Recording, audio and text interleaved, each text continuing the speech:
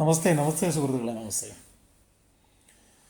ഇപ്പോൾ actually Gulf യുദ്ധം, അതായത് Iran, middle east, America, Israel ഇവരെല്ലാം കൂടെയുള്ള ഒരു യുദ്ധം നടന്നുകൊണ്ടിരിക്കുകയാണ്.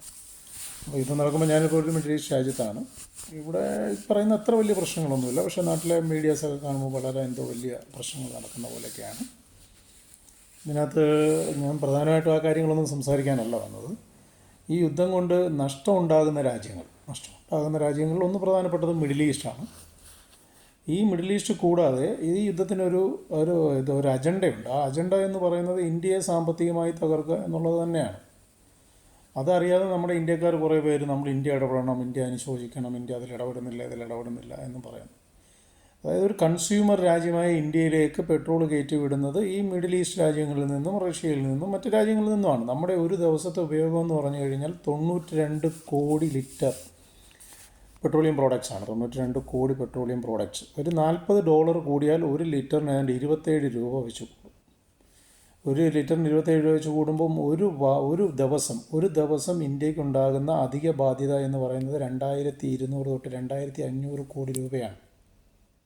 കൂടാതെ ഗ്യാസിൻ്റെ വില കൂടുമ്പോൾ അത് വീണ്ടും കൂടുകയുണ്ട്. 10,000 കോടി രൂപയാണ് ഒരു ദിവസം ഇന്ത്യ ഗവൺമെൻറ്റിൻ്റെ കയ്യിൽ നിന്നും നഷ്ടപ്പെടാൻ പോകുന്നത്. ഒരു ദിവസം.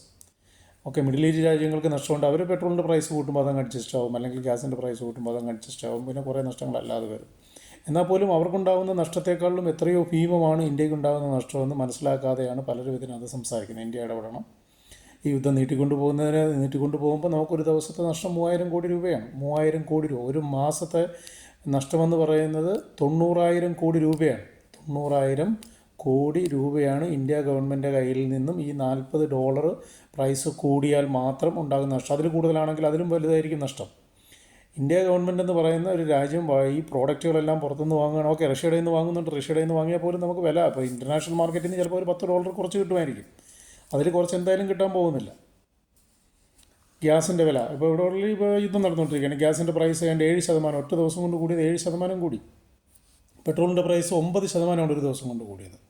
അപ്പോൾ ഇവർക്കുണ്ടാകുന്ന നഷ്ടം ഈ ഗൾഫ് രാജ്യങ്ങൾക്കായാലും ഏത് രാജ്യങ്ങൾക്കായാലും ഉണ്ടാകുന്ന പ്രൈസ് അവരേതിലാണ് അഡ്ജസ്റ്റ് ചെയ്യുന്നത്? ഈ ഉണ്ടാകുന്ന പെട്രോളിനും ഗ്യാസിനുമൊക്കെ വില കൂട്ടി കുറച്ചൊക്കെ അഡ്ജസ്റ്റ് ചെയ്യും. ബാക്കിയുള്ളത് അവരെങ്ങനെയെങ്കിലുമൊക്കെ മാനേജ് ചെയ്യും. പക്ഷേ നമുക്ക് ഇന്ത്യ മഹാരാജ്യത്തിന് ഈ പെട്രോൾ വാങ്ങാതിരിക്കാൻ കഴിയില്ല. നമ്മുടെ രാജ്യത്ത് ഓരോരുത്തരും ഉപയോഗിക്കുന്ന എല്ലാ വീടുകളിലും ബൈക്കും കാറും എല്ലാം ഉണ്ട്. ഈ ബൈക്കും കാറുകളും എല്ലാം ഉപയോഗിക്കുന്ന പെട്രോളാണ്. ഈ പെട്രോൾ എത്തിക്കാതിരിക്കാൻ പറ്റുമോ? പെട്രോൾ എത്തിക്കാതിരിക്കാൻ പറ്റത്തില്ല. പാകിസ്ഥാനിലെ പെട്രോളിൻ്റെ വില 163 രൂപയും കണ്ടായെന്ന് പറയുന്നു. നാളെ ഒരു കാലത്ത് ഇന്ത്യയിലേക്കും ഈ ഒരു യുദ്ധം നീണ്ടുപോയാൽ ഇന്ത്യയുടെ അവസ്ഥ ഇത് തന്നെയാണ്. കാരണം പെട്രോളിൻ്റെ വില നമുക്ക് ഇത്ര നാൾ നമ്മുടെ ഇന്ത്യ ഗവൺമെൻറ് കയ്യിൽ നിന്ന് പൈസ എടുത്ത് കൊടുത്ത് പെട്രോൾ വാങ്ങി നാട്ടുകാർക്ക് സബ്സിഡി ലെവലിൽ കൊടുക്കാൻ കഴിയില്ല. കുറച്ച് കഴിയുമ്പോൾ ഓട്ടോമാറ്റിക്കലി നമ്മുടെ പെട്രോളിൻ്റെ പൈസ എന്ത് ചെയ്യേണ്ടി വരും? കൂട്ടേണ്ടി വരും. അപ്പോൾ യുദ്ധം എത്രയും പെട്ടെന്ന് അവസാനിപ്പിക്കുക എന്നുള്ളതാണ് നമ്മളെ സംബന്ധിച്ചിടത്തോളം ഏറ്റവും അഭികാമ്യമായ കാര്യം.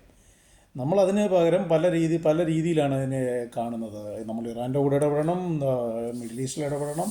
നമ്മൾ ഇടപെടുകയല്ല ചെയ്യേണ്ടത്. ഈ യുദ്ധത്തിന് വേണ്ടി എത്രയും പെട്ടെന്ന് നിർത്താനുള്ള കാര്യങ്ങൾ. ഒരിക്കലും റഷ്യ ഈ യുദ്ധത്തിൽ ഇടപെടുകയുമില്ല. റഷ്യ ഈ യുദ്ധത്തിനകത്ത് ഇടപെടുകയില്ല. നിർത്തുന്നത് അവർക്ക് താല്പര്യമില്ല. കാരണം അവർക്ക് പെട്രോളിയം പ്രോഡക്ട്സുകൾ വിറ്റ് പോകണം. അവരുടെ പെട്രോളിയം പ്രോഡക്ട്സുകൾ വിറ്റ് പോകാനും നല്ല വില കിട്ടാനും ഈ യുദ്ധം നിലനിൽക്കുന്നതാണ് അവരെ സംബന്ധിച്ചിടത്തോളം. അവരൊരിക്കലും യുദ്ധത്തിൽ ഇടപെടാനുള്ള ഒരു സാധ്യത ഞാൻ കാണുന്നതേ ഇല്ല. സപ്പോർട്ട് ചെയ്യും, ടെക്നിക്കലി സപ്പോർട്ട് ചെയ്യും, അല്ല ഡയറക്റ്റ് യുദ്ധത്തിൽ. കാരണം അവരോട് ഇടപെടുമ്പോൾ പെട്ടെന്ന് നിർത്താനുള്ളൊരു സാധ്യതയുണ്ട്, അല്ലെങ്കിൽ ഇത് കൂടുതൽ മോശമാനുള്ളൊരു സാധ്യതയുണ്ട്. അപ്പോൾ അവരുടെ നീണ്ടു പോകട്ടെ എന്നാണ് അവരുടെ ഒരു താല്പര്യം. ചൈനയെ സംബന്ധിച്ചിടത്തോളം വലിയ കുഴപ്പങ്ങളൊന്നുമില്ല. ചൈന എന്ന് വെച്ച് കഴിഞ്ഞാൽ ഇറാനിൽ നിന്ന് ഇഷ്ടമാതിരി എണ്ണ വാങ്ങാൻ പറ്റും, അല്ലെങ്കിൽ ഇറാനിൽ അവർക്ക് കുറേ ഡ്യൂപ്ലിക്കേറ്റ് ഇപ്പോൾ കൊടുത്ത പോലെ കൊടുത്തിട്ട് സാധനങ്ങൾ വാങ്ങാൻ പറ്റും. പക്ഷേ ഇന്ത്യ മഹാരാജ്യത്തെ സംബന്ധിച്ചിടത്തോളം നമ്മൾ ഈ എണ്ണ ഇവരിൽ നിന്ന് വാങ്ങേണ്ട ഒരു അവസ്ഥയാണ്. അപ്പോൾ നമുക്ക് ഒരു മാസം ഉണ്ടാകുന്ന നഷ്ടം 90,000 കോടി രൂപയാണെന്ന് നമുക്ക് മനസ്സിലാക്കാൻ കഴിയണം. നമുക്കിതിനൊരു പ്രതിവിധി വേണം. നമ്മളൊരു കൺസ്യൂമർ സ്റ്റേറ്റ് എന്ന നിലയിൽ നിന്നും ഇതിനൊരു പ്രതിവിധിയിലേക്ക് മാറണം. എത്രയും പെട്ടെന്ന് നമ്മൾ മാറേണ്ട ഒരു ആവശ്യകതയാണ്.